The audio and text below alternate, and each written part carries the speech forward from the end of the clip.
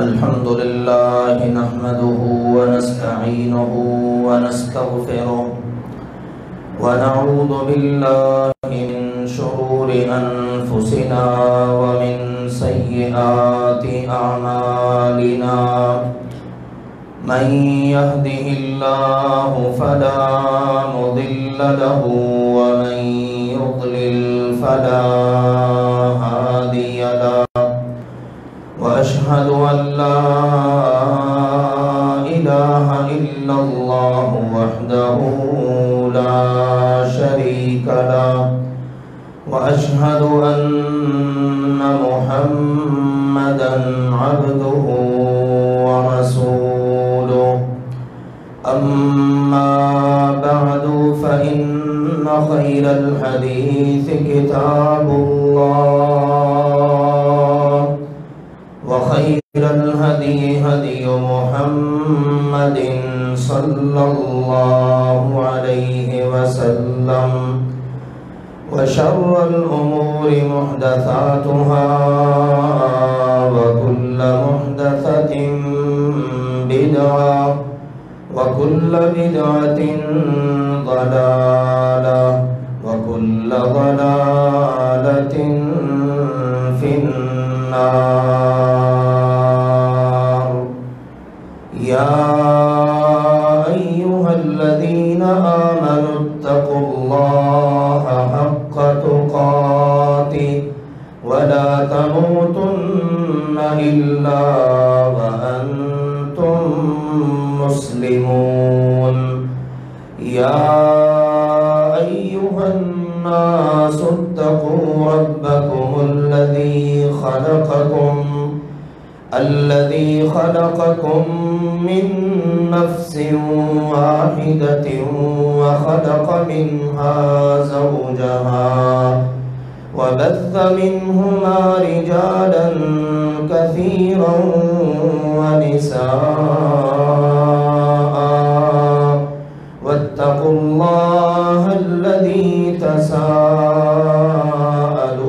به والأرحام إن الله كان عليكم رقيبا يا أيها الذين آمنوا اتقوا الله وقولوا قولا سديدا يصلح لكم أعمالكم ويغفر لكم ذنوبكم ومن يطع الله ورسوله فقد فاز فوزا عظيما أما بعد فأعوذ بالله من الشيطان الرجيم بسم الله الرحمن الرحيم رب هب لي من الصالحين فبشرناه بغلام حليم فلما بلغ معه السعي قال يا بني إني أرى في المنام أني أذبحك فانظر ماذا ترى قال يا أبت افعل ما تؤمر ستجدني إن شاء الله من الصابرين فلما أسلما وتله للجبين وناديناه أن يا إبراهيم قد صدقت الرؤيا إنا كذلك نجزي المحسنين إن هذا لهو البلاء المبين وفديناه بذبح عظيم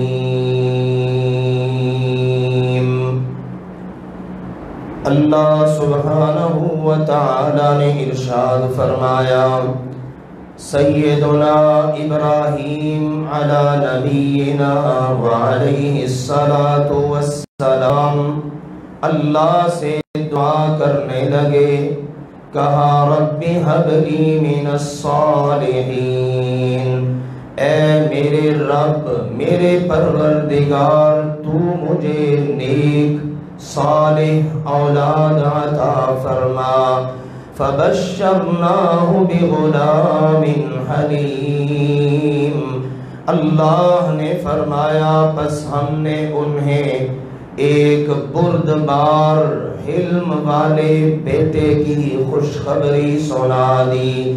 فلما بلغ معه السعي قال يا بني إني أرى في المنام أني أذبحك فانظر ماذا ترى۔ پھر جب وہ بیٹا پل کے بڑھ کر جوان ہو کر ان کے ساتھ محنت دوڑ دھوپ کرنے کے قابل ہوا تو ایک روز باپ نے اپنے بیٹے سے کہا، اے میرے پیارے بیٹا، بے شک میں نے خواب میں دیکھا ہے کہ میں تجھے ذبح کر رہا ہوں، بس تو بتا تیری اس بارے میں کیا رائے ہے؟ قال یا ابت افعل ما تؤمر، بیٹے نے عرض کیا، اے میرے پیارے ابا جان، جو آپ کو حکم دیا گیا ہے اسے کر گزریے، بجا لائیے۔ ستجدنی انشاء اللہ من الصابرین، رہی میری بات تو عن قریب آپ مجھے یقیناً صبر کرنے والوں میں سے پائیں گے۔ فلما اسلما، پھر جب دونوں باپ بیٹا نے اللہ کا حکم مان لیا، وَتَلَّهُ لِلْجَبِينِ، اور باپ نے اپنے بیٹے کو پیشانی کے بل لٹا دیا، وَنَادَيْنَاهُ أَن يَا إِبْرَاهِيمُ، تو اس وقت ہم نے ان کو آواز دی کہ اے ابراہیم، قد صدقت الرؤیا، یقیناً آپ نے تو اپنا خواب بھی سچ کر دکھایا، اِنَّا كَذَلِكَ نَجْزِي الْمُحْسِنِينَ، یقیناً ہم نیکی کرنے والوں کو اسی طرح جزا دیا کرتے ہیں۔ إِنَّ هَذَا لَهُوَ الْبَلَاءُ الْمُبِينُ، یقیناً یہ بھی ایک بہت کھلی اور واضح آزمائش تھی۔ وَفَدَيْنَاهُ بِذِبْحٍ عَظِيمٍ، اور ہم نے اپنے ابراہیم کو اس کے بدلے میں بہت بڑا ذبیحہ عطا کر دیا۔ اللہ کے خلیل سیدنا ابراہیم علی نبینا وعلیہ الصلاۃ والسلام اللہ کے بڑے ہی عظیم المرتبت پیغمبر ہیں۔ خلیل اللہ جیسے عظیم الشان درجے پر فائز ہوئے۔ اللہ تعالی نے 86 برس تک انہیں اولاد نہ دی، اس کے بعد اللہ تعالی نے پھر کئی بیٹے عطا فرما دیے۔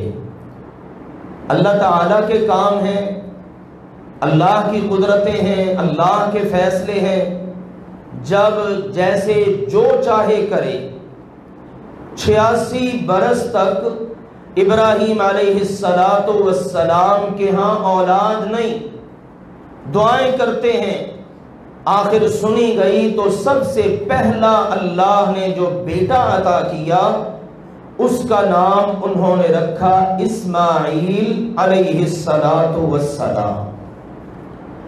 یہ اور ان کے دوسرے بھائی اسحاق علیہ السلام یہ باقی تمام بیٹوں میں سب سے زیادہ مشہور ہو گئے۔ سیدنا اسماعیل علیہ السلام پہلے بیٹے، 13 سال تک وہ اکیلے اولاد رہے سیدنا ابراہیم علیہ السلام کی۔ پھر 13 سال کے بعد جب ابراہیم علیہ السلام کی عمر مبارک تقریباً 100 سال تھی تو اس وقت اللہ نے بیٹا عطا فرمایا جس کا نام انہوں نے رکھا اسحاق علیہ السلام۔ اب یہ جو پہلا بیٹا ملا نا، بڑی دعاؤں کے بعد، بڑے انتظار کے بعد، مانگ کے لیا۔ اب اس بیٹے کے پیدا ہونے کے بعد اللہ نے جو آزمائش کی اس کا بیان پچھلے جمعے ہو چکا ہے۔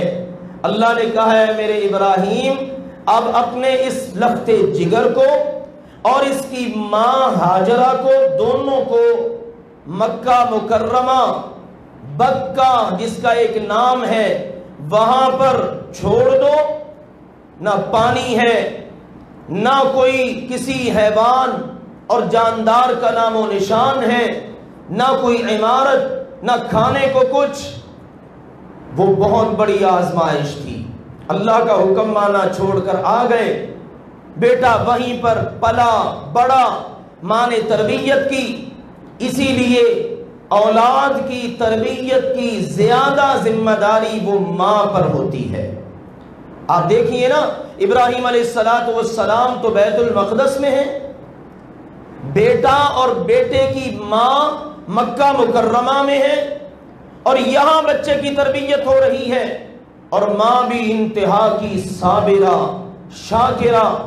اور ہم نے پچھلے جمعے جانا ہی، جب ابراہیم علیہ السلام جانے لگے تو پوچھتی ہیں ہمیں یہاں چھوڑ کر کہاں جا رہے ہیں؟ جواب نہیں ملا۔ آخر جان گئی کہ میرا سرتاج اللہ کے حکم کے بغیر کوئی قدم نہیں اٹھاتا۔ تو جب پتا چلا اللہ کا حکم ہے، فوراً سر تسلیم خم کر لیا۔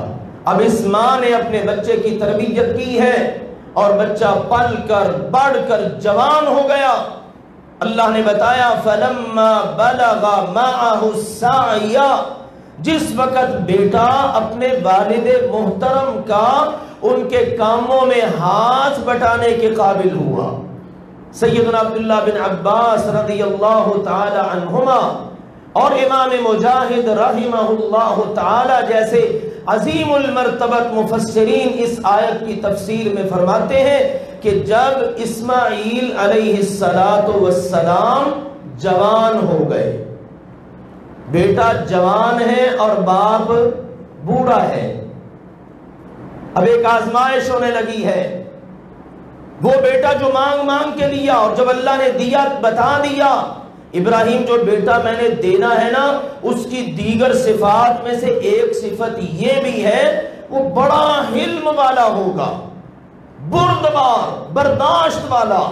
ابتدا سے ہی اس میں یہ صفت پیدا کر دوں گا کیونکہ اس نے اللہ کے نام پر ذبح ہونا ہے، اور رسول اللہ صلی اللہ علیہ وسلم نے اپنے بارے میں بعض احادیث میں بتا بھی دیا کہ میں اللہ کے نام پر 2 ذبح ہونے والوں کی اولاد ہوں، ایک آپ کے والد عبداللہ اور ایک آپ کے والد اسماعیل علیہ السلام۔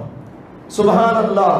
تو اللہ کے نام پر چونکہ اتنی بڑی قربانی ہونی ہے، برداشت کا مادہ ہونا بہت ضروری ہے۔ مانگتے رہے رب ہب لی من الصالحین، اللہ سے تو کہا تھا اللہ مجھے صرف صالح بیٹا عطا فرما، اللہ نے جواب دیا صرف صالح نہیں ملے گا، فبشرناہ بغلام حلیم، صالح ہونے کے ساتھ ساتھ بڑا بردبار بھی ہوگا، برداشت ہوگی اس میں۔ یہی بچہ جب بڑا ہوا، فلما بلغ معه السعی، جس وقت یہی بیٹا جوان ہوا، اب ابا جی کا دست و بازو ہے۔ ذرا غور کیجئے، تصور کیجئے، بڑھاپے میں ملنے والی اولاد، اور ہو بھی تنہا، نہ اس کا کوئی بھائی نہ اس کی کوئی بہن۔ اب اس موقع پر یہ آزمائش پھر اس پر توقعات کتنی ہوتی ہیں، وہ سارے خاندان کی آنکھوں کا تارا ہوتا ہے۔ اللہ تیرے آزمائش کرنے کے رنگ بھی کیا ہیں۔ اسی لیے حدیث میں آتا ہے بندہ ایمان میں جتنا بلند ہوتا ہے نا، اللہ آزمائش بھی اتنی اونچی کرتا ہے۔ اب کتنی اونچی آزمائش ہے؟ ابا جان سوئے ہیں، اللہ کے خلیل ہیں، اللہ کے نبی رسول ہیں، جب بیدار ہوئے بیٹے کو بلایا، بوڑھے ابا جان نے بلایا جوان بیٹے کو، قالا بلا کے فرمانے لگے یا بنی انی ارا فی المنام انی اذبحک، اے میرے پیارے بیٹے، سیرت ابراہیم میں میرے عزیزوں بڑے پہلو ہیں، ذرا یہ بھی نوٹ کر لیجئے۔ آج ہماری آپس میں دراڑیں، دشمنیاں، باپ بیٹوں کی، اولاد کی، ماں باپ کی نہیں بنتی، اور حالت یہاں تک پہنچ چکی ہے 16 سال کی بچی، اسی لاہور شہر کا واقعہ، ایک دو دن قبل کا، اپنے باپ کو قتل کر دیتی ہے۔ لڑکی 16 سالہ لڑکی، یہ ہمارا معاشرہ کوئی برداشت نہیں۔ لیکن سیرت ابراہیم کا یہ پہلو میں آپ کے سامنے پیش کروں گا۔ اپنے ابا جان کو ابراہیم علیہ السلام جب مخاطب کرتے انتہائی ادب کے ساتھ، گستاخی نہیں۔ ابا نے تو گھر سے نکال دیا، ابا نے تو بڑا غصہ کیا، ابے کا عقیدہ بھی بیٹے سے مختلف ہے، مشرک ہے پکا، احادیث بتاتی ہے پکا جہنمی ہے، لیکن ابراہیم علیہ السلام نے اس سب کے باوجود ابا جان کی گستاخی نہیں کی۔ اور آج کے بڑے موحد اور بڑے نمازی ہیں، ان کے بارے میں بعض اوقات سننے میں آتا ہے ابا جان کو تھپڑ تک رسید کر دیتے ہیں۔ ہے کون؟ بہت بڑا موحد ہے، بڑا نمازی ہے جناب، باہر معاشرے میں بڑا اچھا نام ہے، لیکن گھر میں حالت کیا ہے؟ قربانی کے لیے بڑے بکرے، چھترے، گائیاں، اونٹ لائے گا، لیکن سیرت ابراہیم کے اس پہلو کو بھولا بیٹھا ہے۔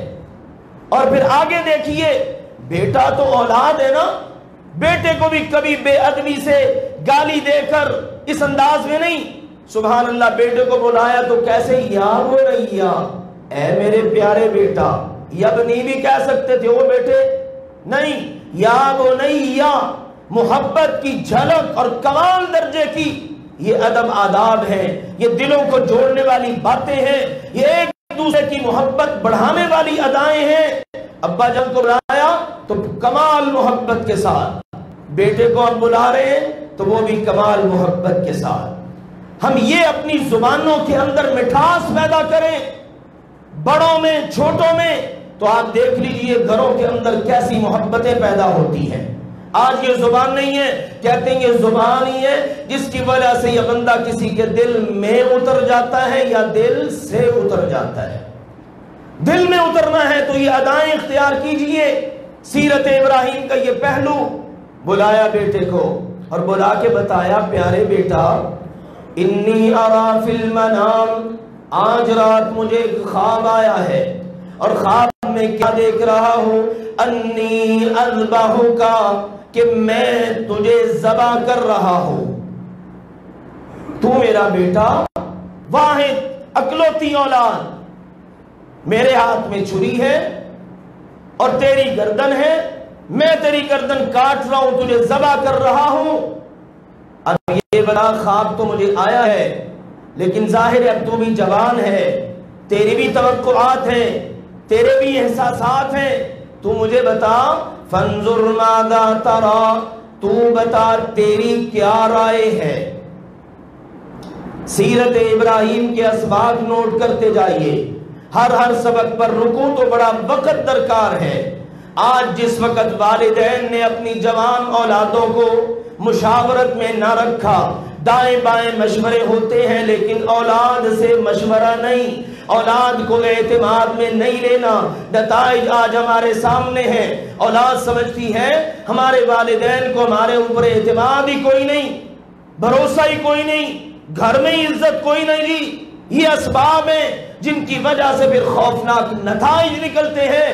آؤ میرے عزیزو، سیرت ابراہیم کا یہ پہلو بھی نوٹ کرو۔ جب زندگی میں کوئی قدم اٹھائیں، گھریلو معاملات میں، رشتوں کے معاملات میں، کاروباری معاملات میں، اپنے خاندانی معاملات میں، تو اپنی اولاد کو پوری طرح سے اعتماد میں لیں، مشورہ کریں۔ دیکھیں نا کتنا بڑا قدم اٹھانے جا رہے ہیں، یہاں پر تو اللہ کا حکم آ گیا۔ اللہ کے نبی صلی اللہ علیہ وسلم نے فرمایا نبی کا خواب وحی ہوتا ہے، وحی آ گئی، لیکن اس کے باوجود کیا کر رہے ہیں؟ بیٹے سے پوچھ رہے ہیں فانظر ماذا ترى، بیٹا اللہ کا حکم تو آ چکا ہے، میں نے تجھے ذبح کرنا ہے، لیکن ذرا میرے دل کو ٹھنڈا تو کر، مجھے سکون تو پہنچا، بتا تیری کیا رائے ہے۔ ماں نے تربیت کی ہے، باپ نے دعائیں کی ہیں، نتیجہ کیا نکل رہا ہے؟ قالا، بیٹا بولا، سبحان اللہ، بولا تو کیا بولا؟ کہا یا ابت افعل ما تؤمر، اے میرے پیارے ابا جان، کیونکہ اسی ابا جان نے اپنے ابا جان کو بھی انہی لفظوں میں مخاطب کیا تھا، انہوں نے بھی اپنے ابا جی کو کہا تھا یا ابتی، اے میرے پیارے ابا جان۔ اب ان کا بیٹا ان کو پکار رہا ہے تو کیا کہہ رہا ہے؟ یا ابتی۔ کیا معلوم ہوا؟ جیسا کرو گے ویسا ہی پاؤ گے اور بھرو گے۔ اپنے والدین سے اچھا سلوک کیا تو آگے تمہاری اولاد بھی تمہارے ساتھ اچھا ہی سلوک کرے گی۔ آج ہم رونا روتے ہیں، ہماری اولادیں بھی نافرمان ہیں، مانتی نہیں ہیں، بے راہ روی کا شکار ہیں، بڑی گستاخ بن چکی ہے۔ کبھی اللہ کے لیے بیٹھ کے اپنی زندگی پر نظر دوڑانا کہ کہیں آپ سے تو اپنی زندگی میں اپنے والدین کی گستاخی نہیں ہو گئی، جس کا خمیازہ آپ کو بھگتنا پڑ رہا ہے۔ کیونکہ ہم سورۃ الصافات کی ان آیات سے یہ سبق لے رہے ہیں، جب اولاد اپنے ماں باپ کی فرمانبردار بنے گی، جب آگے ان کی اولاد آئے گی تو اللہ اس اولاد کو بھی ان کی فرمانبردار بنا دے گا۔ کیا کہہ رہا ہے بیٹا؟ یا ابتی، اے میرے پیارے ابا جان۔ ابا جان آپ نے مجھے مخاطب کیا اور چھوٹوں کو مخاطب کرنے کا سلیقہ سمجھا دیا، تو ابا جان میں بھی آپ کو، آپ میرے بڑے ہیں، ادب کی انتہاؤں میں جا کے میں بلاتا ہوں یا ابتی، اے میرے پیارے ابا جان، افعل ما تؤمر، جو حکم ملا ہے کریے۔ میری یہی رائے ہے، میرا یہی مشورہ ہے، آپ بھلے فیصلہ کریں، اللہ کی طرف سے فیصلہ آ جائے۔ آج بھی کہہ سکتے ہیں امی جان، ابا جان آپ نے فیصلہ کیا، میں سر تسلیم خم کرتا ہوں، میرے فیصلے غلط ہو سکتے ہیں، آپ کی ہاں میں ہاں ملاتا ہوں، آپ کے فیصلے غلط نہیں، آپ نے استخارہ کر لیا، اللہ نے آپ کو مشورہ دے دیا، میں سر تسلیم خم کرتا ہوں۔ آج کی اولادوں کو بھی ان اداؤں کی ضرورت ہے۔ قربانی تو اگلا مرحلہ ہے، قربانیاں تو ہم سب کرنے کے لیے تیار ہیں، جانور خریدتے ہیں، مقابلے بازیاں، دوڑیں لگی ہوئی ہیں، اتنے لاکھ کا جانور کوئی خرید لاتا ہے، دنیا جناب اس کو دیکھنے آتی ہے، یہ سارے تو سلسلے بات کے ہیں۔ لیکن کبھی اس بات پر غور کیا کہ اس سے پہلے کی کتنی منزلیں ہیں جن منزلوں کو طے کرنا پڑتا ہے۔ ہم تو ڈائریکٹ قربانی پر پہنچے، سال بعد بڑا اچھا جانور لیا، قربانی کر دی اور کہا جی سیرت ابراہیم پر عمل ہو گیا، سنت اسماعیل کو زندہ کر دیا ہم نے۔ کبھی سنت اسماعیل و ابراہیم سورہ الصافات میں سے پڑھتے ہوئے اس سے پہلے والے ایک ہی آیت میں ان باتوں کا ذکر موجود ہے۔ کبھی وہ منزل بمنزل چل کے دیکھیے تو صحیح کتنی تربیت موجود ہے۔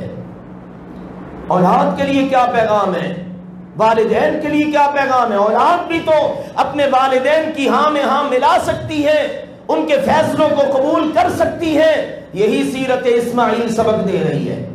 یا ابت افعل ما تؤمر، ابا جان جو حکم ملا ہے آپ کریے۔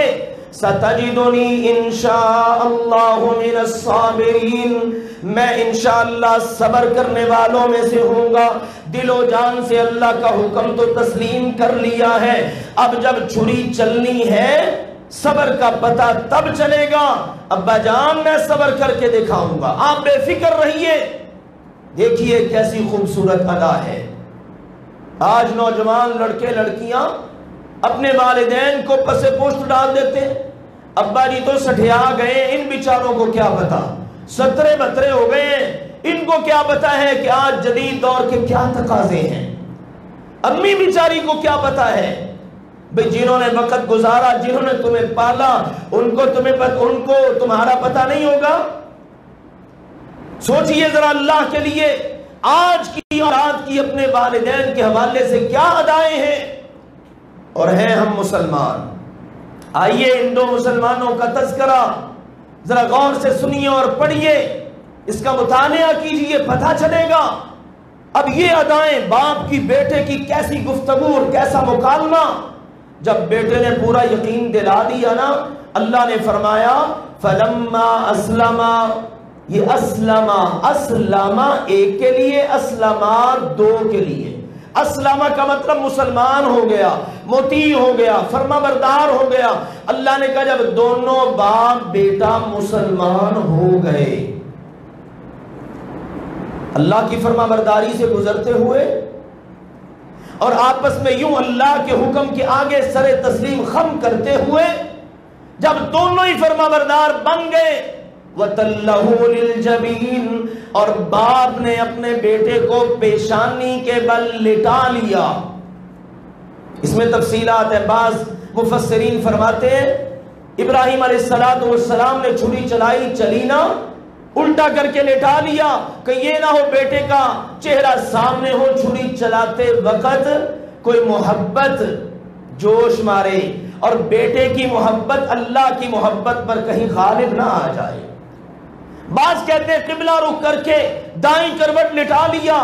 بہرحال جیسے بھی لٹایا لٹا لیا، لٹانے کے بعد چھری چلانا شروع کر دی۔ اب یہ ادھر چھری چلا رہے ہیں، چھری پر حکم کس کا چلتا ہے؟ اللہ کا۔ آگ میں کس کا چلا تھا؟ آگ کا کام ہے جلانا، لیکن جب ابراہیم علیہ السلام آگ میں گئے، حکم کس کا چلا؟ اللہ کا۔ چھری چلانے کا حکم ابراہیم کو اللہ نے دیا، لیکن چھری نے اپنی مرضی سے نہیں چلنا جب تک کہ خالق و مالک کا حکم نہ آ جائے۔ ادھر زمین پر، مکہ کی سرزمین پر، مینا میں ابراہیم و اسماعیل کی یہ خوبصورت ادا ہے۔ باپ نے بیٹے کو لٹا رکھا ہے، باپ چھری چلا رہا ہے۔ ادھر چھری کی اتنی رفتار نہیں جتنی وحی کی رفتار ہے۔ عرش بری سے آواز آئی، وَنَادَيْنَاهُ أَن يَا إِبْرَاهِيمُ، اللہ نے کہا جب ہم نے یہ منظر دیکھا، باپ روئے زمین پر اتنی بڑی قربانی کہ باپ اپنے جوان بیٹے کو، ہے بھی اکلوتا اور باپ ہے بھی بوڑھا، بیٹا ہے بھی جوان، مینا کی سرزمین پہ لٹا کے چھری چلانے لگا ہے۔ آسمان سے آواز آئی، او ابراہیم، او ہمارے پیارے خلیل، قد صدقت الرؤیا، تو نے ہمارے طرف سے آنے والے خواب کو بھی سچ کر دکھایا۔ کوئی ہم نے جبریل کو بھیج کے علیہ السلام وحی نہیں کی، کوئی ہم نے پردوں کے پیچھے سے کلام کر کے تجھے حکم نہیں دیا، ہم نے تو تجھے خواب دکھایا، خواب، اور تو نے خواب کو بھی سچ کر دکھایا۔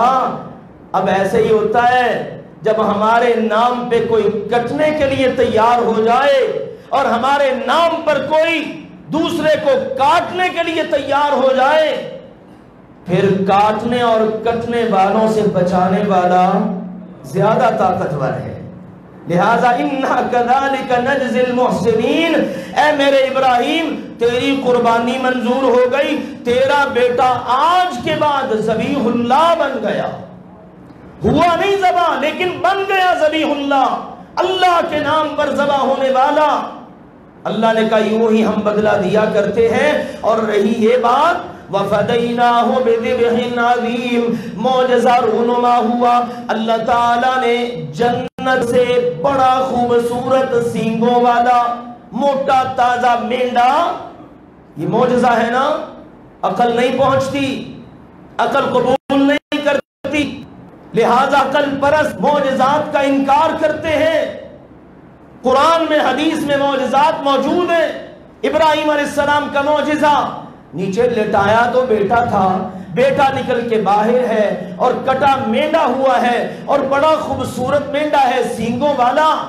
سبحان اللہ، اللہ نے کہا ابراہیم یہ سب آپ نے نہیں کیا، وَفَدَيْنَاهُ بِذِبْحٍ عَظِيمٍ، ہم نے آسمان سے یہ فیصلہ کر دیا کہ آپ کے اس لخت جگر کو بچا کر اس کی جگہ پر بہت بڑی قربانی کروائیں گے۔ اور اللہ نے پھر کیا کہا؟ لوگوں واقعہ تو تم نے سن پڑھ لیا، اللہ بتا رہا ہے إِنَّ هَذَا لَهُوَ الْبَلَاءُ الْمُبِينُ، واقعی یہ بہت کھلی آزمائش تھی، واقعی بہت بڑی آزمائش، اللہ اکبر، بہت کھلی آزمائش۔ اللہ تعالیٰ نے یوں آزمایا اور جب اس امتحان سے نکلے تو کتنا بڑا اللہ نے انعام کر دیا، بیٹا سلامت ہے، محفوظ ہے، بچ گیا اور مستقبل کا اللہ کا نبی بن گیا، اور پھر اس کی اولاد میں سے سارے نبیوں کے سردار محمد مصطفیٰ صلی اللہ علیہ وسلم پیدا ہوئے، اور بدلے میں اللہ نے بہت بڑی قربانی دے دی، بہت بڑا ذبیحہ دے دیا۔ اور اگلی بات اللہ نے کہی وَتَرَكْنَا عَلَيْهِ فِي الْآخِرِينَ، اور ابراہیم جی یہ آپ کی ادا، یہ آپ کی آزمائش، یہ آپ کی قربانی، اس کا نتیجہ اور انعام یہ ہے اب قیامت تک آپ کا نام ہم باقی رکھیں گے۔ جو بھی یہاں مینا میں آئے گا، مینا سے ہو کے عرفات جائے گا، عرفات سے واپس مزدلفہ آئے گا، مزدلفہ سے پھر اس نے آنا ہے مینا، 10 ذی الحج کو جیسا کہ آج ہے مکہ مکرمہ میں وہاں پر حجاج کرام ہیں، تو جب تک حج تمتع اور حج قران کرنے والا قربانی نہیں نہ کرے گا اس کا حج ہی قبول نہیں ہوگا۔ اور پھر قربانی کو یوں زندہ رکھیں گے۔ اللہ کے نبی صلی اللہ علیہ وسلم نے پوچھا تمہیں پتہ ہے ماہی الاضاحی، یہ قربانیاں کیا؟ بلکہ صحابہ کرام نے پوچھا تو آپ نے فرمایا سنت ابیکم ابراہیم، میرے صحابہ یہ تمہارے والد محترم والد گرامی سیدنا ابراہیم کی سنت ہے۔ پھر ایک حدیث میں آپ نے یہ بھی فرما دیا میری بھی سنت ہے، ایک اور حدیث میں آپ نے کہا یہ مسلمانوں کی سنت ہے۔ واہ میرے اللہ، تو نے اپنے خلیل کے ساتھ کیا ہوا وعدہ کیسے پورا کیا؟ وَتَرَكْنَا عَلَيْهِ فِي الْآخِرِينَ، رہتی دنیا تک نام ابراہیم بھی زندہ رہے گا اور کام ابراہیم بھی زندہ رہے گا۔ اور آخر میں کہا سلام علی ابراہیم۔ واہ سبحان اللہ، جنتیوں کو تو جب جنت میں جائیں گے نا تو اللہ کہے گا سلام قولا من رب الرحیم، لیکن اللہ کے نبیوں کی کیا بات، خلیل اللہ کی کیا بات، قرآن میں 1400 سال سے زیادہ وقت گزر چکا، یہ کلمہ محفوظ ہے سلام علی ابراہیم۔ رب رحمان فرما رہا ہے ابراہیم تجھ پر سلام ہو۔ آج تک اربوں لوگوں نے قرآن پڑھا ہوگا، کھربوں نے پڑھا ہوگا، نہ جانے کتنی کتنی بار پڑھا ہوگا، آج بھی دنیا میں لوگ پڑھ رہے ہیں، جب بھی اس مقام سے گزرتے ہیں تو کیا پڑھتے ہیں سلام علی ابراہیم، اور امت محمد علی صاحبہا الصلاۃ والسلام کا تو امتیاز ہی کچھ اور ہے۔ اللہ نے کہا میرے نبی پر درود پڑھنا یہ بڑی عظیم عبادت ہے، لیکن جب درود پڑھو نا تو اس کے لیے ریفرنس میرے ابراہیم کا دینا ہوگا۔ اللہم صلی علی محمد وعلی آل محمد کما صلیت علی ابراہیم وعلی آل ابراہیم انک حمید مجید۔ اللہم بارک علی محمد وعلی آل محمد کما بارکت علی ابراہیم وعلی آل ابراہیم انک حمید مجید۔ اللہ تیرے خلیل نے ہمارے نبی کے ذریعے معراج کے سفر میں پیغام پہنچایا تھا کہ اپنی امت کو میرا سلام کہنا، اللہ ہم بھی تیرے خلیل کو سلام کہتے ہیں، ہمارا ان تک سلام پہنچا اور ان کی اداؤں کے مطابق ہمیں ادائیں بنانے کی توفیق عطا فرما اور ان کی سیرت پر چلتے ہوئے ہمیں زندگی گزارنے کی توفیق عطا فرما۔ وآخر دعوانا ان الحمدللہ رب العالمین۔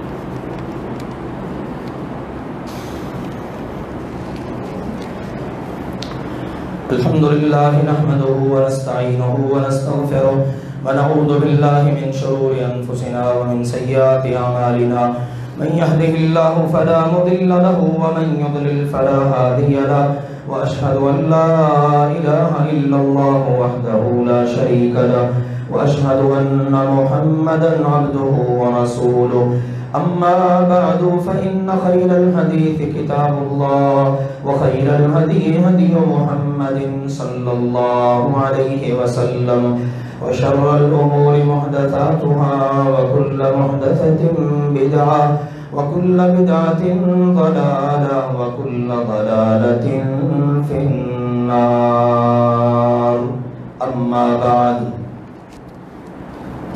عزیز بھائیوں اور محترم بزرگوں، آج اللہ کے فضل و کرم سے 9 ذی الحج ہے، کل ہمارے یہاں 10 ذی الحج ہوگی اور یہ ایام بڑے ہی اہمیت کے حامل ایام ہیں۔ 9 ذی الحج کی فجر سے لے کر 13 ذی الحج کی مغرب سے پہلے تک ہر نماز کے بعد بلند آواز میں تکبیرات پڑھنے کا اہتمام، چلتے پھرتے بکثرت تکبیرات کا اہتمام، یہ اللہ کے پیارے نبی صلی اللہ علیہ وسلم کی اور صحابہ کرام کی سنت ہے۔ ایک تو انشاءاللہ تعالی اس کا تمام بھائی بزرگ احباب حضرات خواتین اپنے اپنے مقام پر ضرور اہتمام کریں۔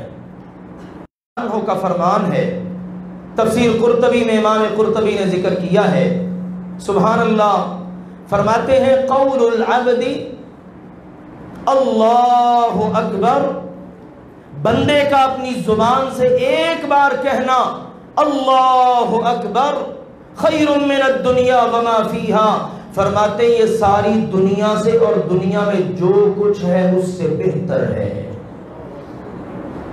میرے پیارے بھائیوں، ایک بھائی سوال کر رہا تھا، ہم نے جمعہ پڑھنا ہوتا ہے، دکان کھلی ہوتی ہے، اگر ہمارا کوئی ملازم بیٹھا رہے، دکان کھلی رہے اور کسٹمر کو ڈیل کرتے رہے جمعے کے وقت میں تو کیا حکم ہے؟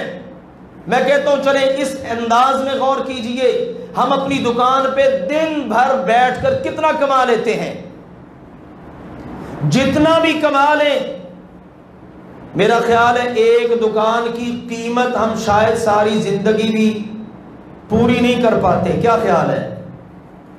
بعض لوگ بیچارے دکانیں بناتے ہیں، قرضے اٹھا اٹھا کے وہ پوری زندگی ادا نہیں ہوتا۔ دنیا اور دنیا میں جو کچھ ہے اس کو حاصل کرنا تو بڑی دور کی بات ہے۔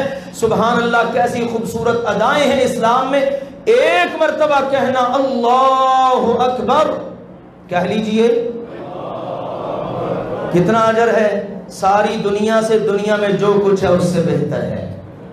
اور ان دنوں میں تو اللہ کا حکم ہے وَاذْكُرُوا اللَّهَ فِي أَيَّامٍ مَّعْدُودَاتٍ، لوگوں یہ گنتی کے چند دن ہیں، پتہ نہیں کس کو دوبارہ نصیب ہونے ہیں کس کو نہیں، ان میں کثرت سے اللہ کا ذکر کرو، اپنی زبانوں پر یہ ترانہ جاری رکھو، اللہ اکبر لا الہ الا اللہ واللہ اکبر وللہ الحمد۔ ادھر مکہ میں، مینا میں، مزدلفہ میں، عرفات میں، بیت اللہ میں کیا صدائیں بلند ہو رہی ہیں؟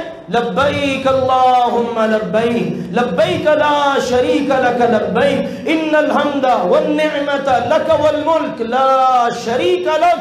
وہاں کی سرزمین یوں گونج رہی ہے اور دنیا بھر کے مسلمان وہاں سے پڑھ رہے ہیں اللہ اکبر لا الہ الا اللہ واللہ اکبر وللہ الحمد۔ کیا عجیب قسم کا منظر بنتا ہوگا۔ لہذا آئیے اس سنت پر عمل کیجئے، دوسرا کام میرے عزیزوں آج کے روزے کا تھا جنہوں نے رکھا ہے، اللہ تعالیٰ سب کا قبول فرمائے۔ جو کسی عذر کی وجہ سے نہیں رکھ سکے، نیت تھی، اللہ انہیں بھی اجر عطا فرمائے۔ جو نہیں رکھ سکے ہم ان کے لیے بھی دعا گو، اللہ کے خزانوں میں کوئی کمی نہیں، اللہ ان کو بھی اجر عطا فرمائے۔ کل عید کا دن ہے، عید کے لیے تیاری شرعی تقاضوں کے مطابق کرنا بالکل سنت ہے، مسنون ہے۔ آپ نے مسنون غسل کرنا ہے، مسنون غسل جو جمعے والے دن عید کے موقع پر واجب ہے، یہ واجب ہے مسنون غسل۔ اس کا طریقہ میں کئی مرتبہ بتا چکا ہوں، آج بھی سن لیجئے۔ استنجا کرنا ہے، دونوں ہاتھوں کو اچھی طرح دھو لینا ہے، پھر اس کے بعد جس طرح نماز کے لیے وضو کرتے ہیں وہ وضو کرنا ہے، پھر اس کے بعد سر کے بالوں کا خلال کرنا ہے، پھر دائیں کندھے پر 3 مرتبہ پانی، بائیں پر 3 مرتبہ پانی، پھر سر میں سے پانی ڈال کر پورے جسم کو دھو لینا ہے۔ یہ مختصراً مسنون غسل کا طریقہ، مسنون غسل یہ واجب۔ اس کے بعد آپ بالوں کو کنگھی کریں، تیل لگائیں، خوشبو لگائیں، اللہ نے نئے کپڑے دیے ہیں وہ پہنیں، نئے نہیں ہیں پرانے ہیں دھلے ہوئے ہیں وہ پہن لیں، اور گھر سے نکلے بچوں کو لے کر، خواتین کو لے کر، سب نے نکلنا ہے۔ رسول اللہ صلی اللہ علیہ وسلم نے بتایا حتیٰ کہ وہ خواتین بھی نکلیں جن پر نماز کی وقتی طور پر پابندی ہے، وہ بھی عیدگاہ پہنچے۔ کیوں؟ تاکہ مسلمانوں کی دعا میں شریک ہو۔ نماز تو نہیں پڑھیں گی، جب دعا ہوگی دعا میں شریک ہو۔ سبحان اللہ۔ ایک عورت کہنے لگی اللہ کے نبی ہم تو اتنی غریب ہیں، ہمارے پاس اوڑھنے کے لیے چادر نہیں ہے۔ فرمایا ہمسائی سے، بہن سے ادھار لے لو، لیکن عیدگاہ ضرور پہنچو۔ سب پہنچے، مرد بھی، عورتیں بھی، بچے بھی، بوڑھے بھی، جوان بھی، اور گھر سے نکلے عیدگاہ پہنچنے تک تکبیرات پڑھتے ہوئے جائیں۔ مرد اونچی آواز میں، بچے اونچی آواز میں، خواتین اگر صرف محرم ساتھ ہے وہ بھی اونچی پڑھ سکتی ہیں، اور اگر صرف محرم نہیں ہے غیر محرم بھی ہے، پھر آہستہ آہستہ یوں کشاں کشاں عیدگاہ کی طرف۔ اور فرمایا رسول اللہ صلی اللہ علیہ وسلم نے ان اول ما نبدأ به فی یومنا هذا الصلاة، سب سے پہلا کام جو ہم نے 10 ذی الحج کو یوم النحر کو کرنا عیدگاہ میں، وہ ہم نماز پڑھیں گے، خطبہ، دعا، پھر گھروں کو واپس پلٹیں گے، پھر قربانیاں کریں گے۔ فرمایا جس نے یہ کیا نا اس نے ہماری سنت کے مطابق عمل کیا، یہ ہے سنت۔ پھر گھروں کو واپس آنا ہے، راستہ تبدیل کر کے تکبیرات پڑھنے کا اہتمام، پھر سب سے پہلے قربانی کا اہتمام کیجئے۔ اس عید کے موقع پر عید سے پہلے کچھ نہ کھانا پینا سنت ہے، بامر مجبوری کھایا پیا جا سکتا ہے، شوگر کا مریض انہیں زیادہ بھوک برداشت نہیں ہوتی، آپ کے لیے رخصت ہے، لیکن سنت اور افضل کیا؟ اس دن کے کھانے کا آغاز روزہ نہیں ہے۔ اس دن بعض لوگ کہتے ہیں جی روزہ رکھا ہوا افطاری کرنی ہے، نہ بھائی ایسا نہیں کہنا۔ ہاں اس دن کے کھانے کا آغاز قربانی کے گوشت کے ساتھ کیجئے۔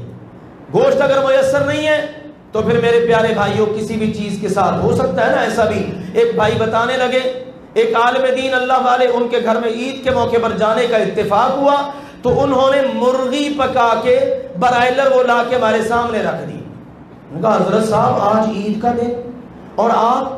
فرمانے لگے ہمارے گھر میں گوشت آیا ہی نہیں ہے۔ لوگ سمجھتے رہے حضرت صاحب ہیں، مولوی صاحب ہیں، علامہ صاحب ہیں، بڑے نذرانے آتے ہیں، لوگوں نے دے دیا ہوگا، لیکن یہ تو اللہ کو پتہ ہے۔ خود اتنی ہمت اور استطاعت نہ تھی کہ قربانی کر سکے اور کہیں سے آیا بھی نہیں، ہم نے اسی گوشت کے ساتھ آج کے کھانے کا آغاز کر لیا۔ ایسے لوگ بھی معاشرے میں ہیں میرے عزیزوں، ان کا خیال رکھنا ہے، صرف اپنا ہی نہیں ان کا بھی خیال رکھنا ہے۔ دیکھیے آپ کے قرب و جوار میں، دائیں بائیں محلے میں، رشتہ داروں میں کون ہے جو قربانی نہیں کر رہا؟ قربانی کا گوشت ان کو پہنچائیے، اور یوں ان اداؤں پر اللہ کے فضل و کرم سے عمل کیجئے۔ انشاءاللہ العزیز حسب سابق آئیڈیل پارک میں نماز عید کل صبح اللہ کے فضل و کرم سے 5:45 پر ادا کی جائے گی انشاءاللہ العزیز۔ اپنے اپنے جائے نماز ساتھ لے کر آئیے، دیگر انتظامات موجود ہیں، اور SOPs کو مد نظر رکھیے، ماسک کا اہتمام کیجئے۔ انشاءاللہ تعالی وہاں پر اللہ کے فضل و کرم سے نماز عید، خطبہ اور اس کے بعد دعا انشاءاللہ اس کا اہتمام ہوگا۔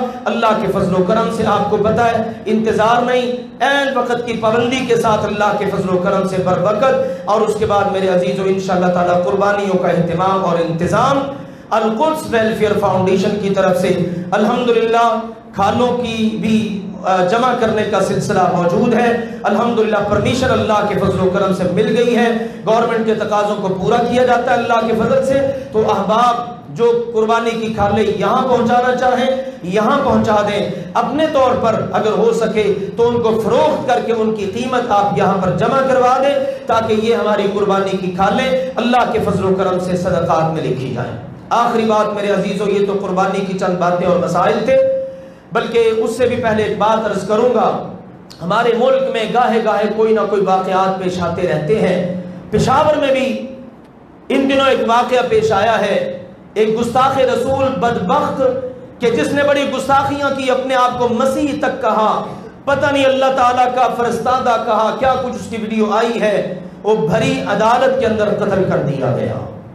اگرچہ ہم یہ کہتے ہیں یہ دونوں چیزیں انتہا ہیں، افراط و تفریط۔ پہلی بات تو یہ ہے ہر ایک کو دوسرے کے مقدس شعائر کا احترام کرنا چاہیے۔ جب مسلمان ہر ایک کا احترام کرتے ہیں تو کافروں کو کیا مصیبت پڑی ہے کہ مسلمانوں کی انتہائی مقدس چیزوں کے خلاف بدزبانی اور بکواسات کریں۔ اللہ کے نبی کریم صلی اللہ علیہ وسلم کی شان اقدس میں جب گستاخی ہوگی تو پھر ایسے ہی نتائج نکلتے۔ بھری عدالت کے اندر نوجوان نے اس بدبخت کو مردار کر دیا، قتل کر دیا۔ ہم تو یہی کہیں گے کیوں؟ گستاخی رسول ایسا جرم ہے کہ جس کے مرتکب کو اللہ اور اس کے رسول کی طرف سے ظاہری قتل کی رکھی گئی ہے۔ ایک دوسری بات یہ بھی ہے، جب عدالتوں کے اندر گستاخان رسول کے متعلق امت مسلمہ کو انصاف نہیں ملے گا تو پھر کسی نہ کسی وقت میں غازی علم الدین اٹھتے ہی رہیں گے، پھر یہی کچھ ہوگا نا۔